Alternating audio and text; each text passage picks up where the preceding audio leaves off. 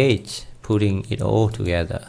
Writing small subroutines allow for them to be used as building blocks to define a macro which the user can execute.